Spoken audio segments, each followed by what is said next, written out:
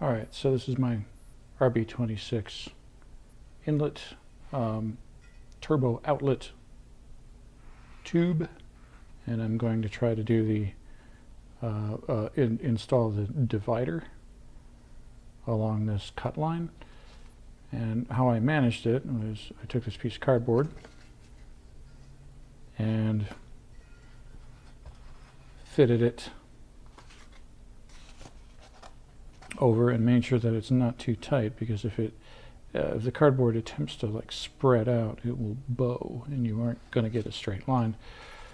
I've only got one hand to play with right now, so I can't really show you much more than that, other than to show you like sort of sighting along the part, and it does in fact appear to be reasonably straight. So yeah, I just have to cut out in between these two lines, stick an 1/8 inch plate in there, and weld her up. It won't stick out all the way to the outlet of the tube, because I'd really rather not actually separate this into two pieces. I'm just going to have it come up to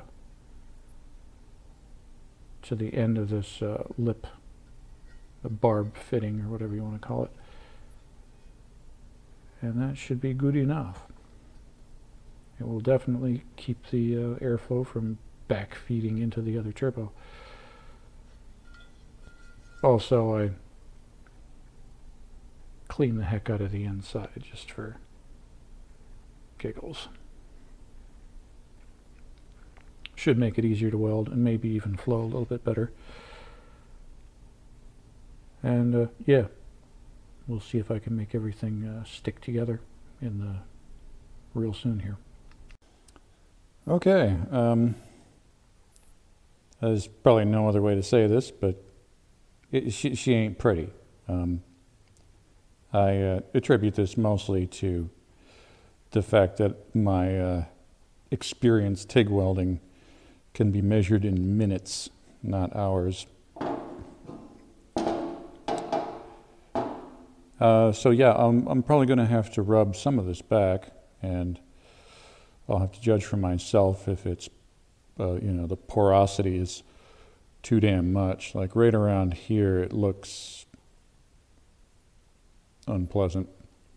I expect I'm going to have to do that over. Good news is, though, on the inside, it hasn't bubbled through too awful bad. Certainly not enough to cause any more turbulence than the plate itself. And, I've heard also that cast aluminum could be very porous, and you can have trouble cleaning it. And maybe that had something to do with this, but I really do think it's just me not knowing how to use the TIG welder. But still, I did a thing. I think I put the plate in the right place. Overall, I'd have to say it went pretty darn smooth. But the welding is just not, Instagram beautiful. Maybe next time. Okay, successfully welded the thing up. I did have to grind things down and go over some porous areas a little bit, but honestly, mostly it was just low spots. Things that when I tried to sand it flush, it was just low. And seeing as I do actually want to paint this and, going in for the sleeper look, want it to look stock, I couldn't have any low spots. So I might take this someplace and have it, media blasted or some such for a little texture. But honestly, the paint probably is going to take care of any blemishes, scratches, whatever, if you lay it on thick enough. So actually pretty pleased with how it turned out. It's pretty straight. The plate is pretty well lined up with this aft pipe, and It doesn't seem to pinch things down too much on the bottom pipe here.